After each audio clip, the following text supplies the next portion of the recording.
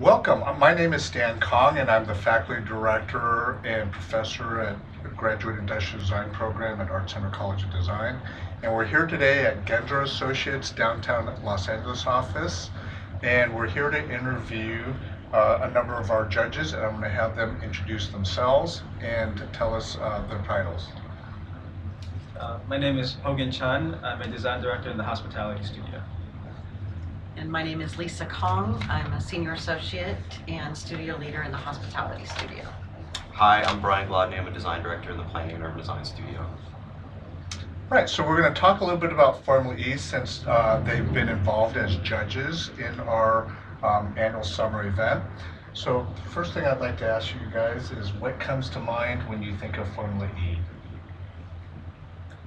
I think for me, what comes to mind is a real collaborative spirit amongst all the students and all the teams, and sharing of great ideas, but also innovation and fierce competition.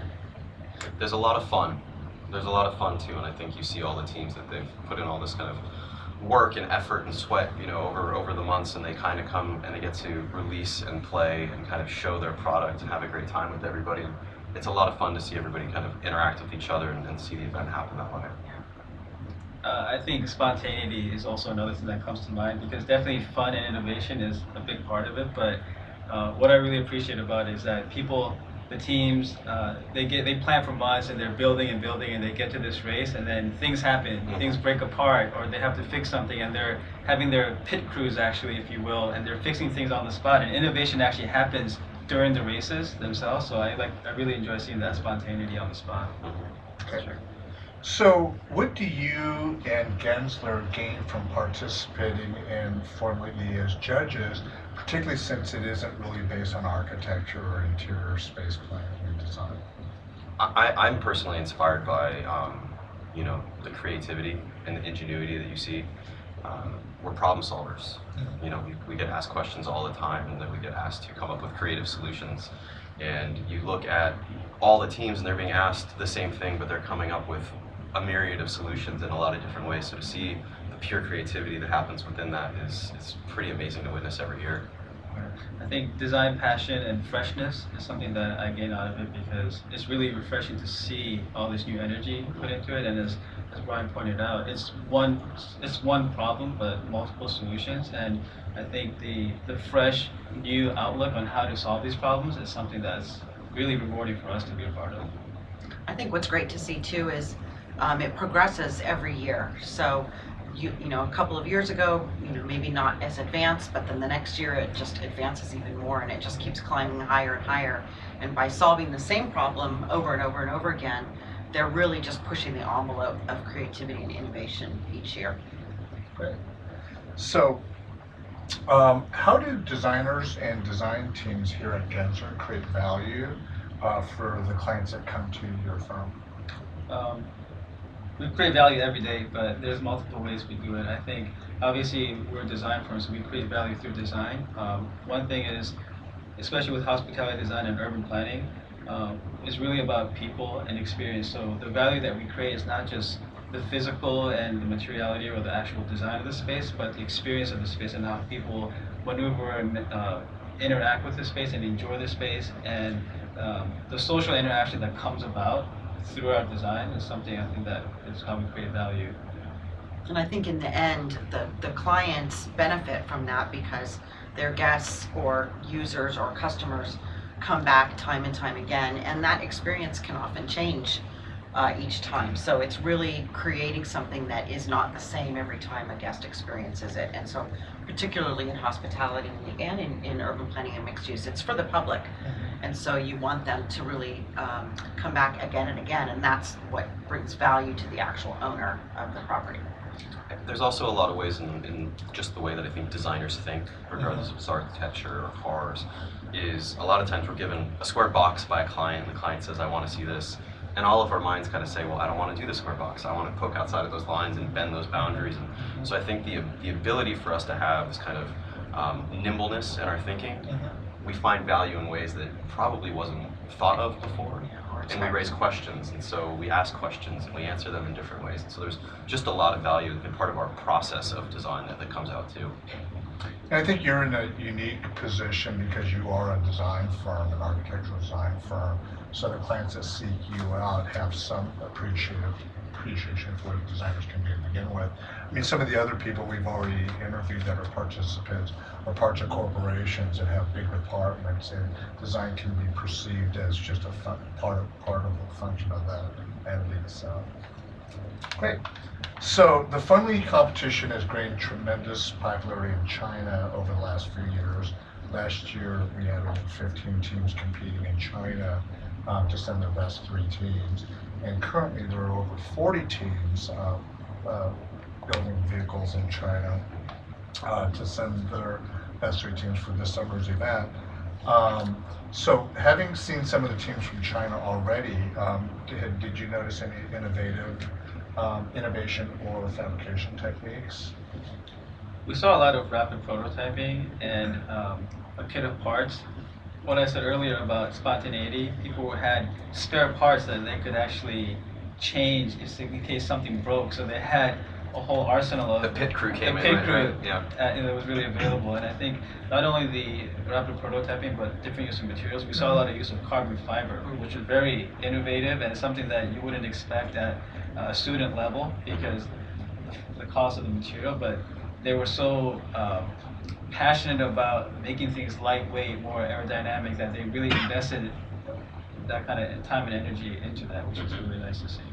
And of course, on the China teams, I think that they are also asked to do a number of elements beyond the car itself, such as marketing and outreach and almost souvenir type elements, which I think really is great about building the brand. And that's something that I think that we can learn a lot from China, is all of those elements that help make our brand recognizable. They really they try all different things and bring all of that to the table, which is kind of fun. I was going to say the same thing. It's always really impressive to see how the Chinese teams approach it from the total experience of the product, not just the experience of seeing the race or the car itself, but everything that comes along with it, the logos, the branding, the merchandise, the materials. So you really kind of buy into that car or that company or that team. It's impressive. I think next year we'll expect to see jingles. Yeah, exactly. So what do you think the value to students are now that there's so much international participation? Challenge. It's great to see a competition. I mean, it's a motivator, and I think cultural aspects. You bring different things to a process that another culture may not have, and I think to have your eyes open wider to a process or a technique or a vision of something, it's always just something that broadens your horizon a bit. So I think the more that you get to see, the more you're challenged, and the bigger your pool becomes. It's a motivator. I think for the students too, I mean, in the professional world, you don't get to always see what your competition is doing. And for the students, they get the benefit of seeing what the other students are doing. Although they may be working in secret, I think they're probably getting glimpses of what other teams are using to advance. And so I think they're learning from each other. And I think it'd be great if it expanded to maybe another country like Korea. I think it'd be really interesting to see how that changes the dynamic.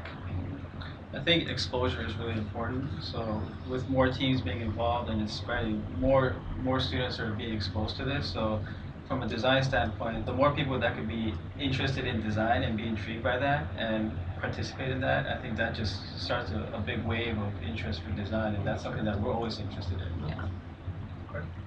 So as professional designers, what do you think are some of the important lessons that students can learn that they can take with them to their professional careers?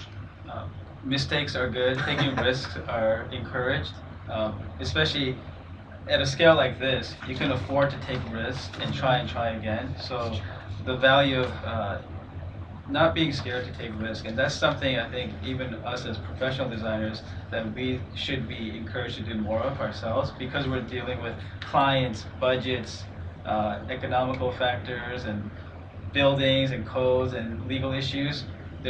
There's less room to take risk, but that's something as a designer that I think when we were in studio, we were always taking risks, but when you come into the real world, you feel a little hesitant, and I think that's something we should all, try to break out of more. I think too, not putting your eggs all in one basket. That what you said sort of made me think of that. You can afford to try a couple of different things in this competition.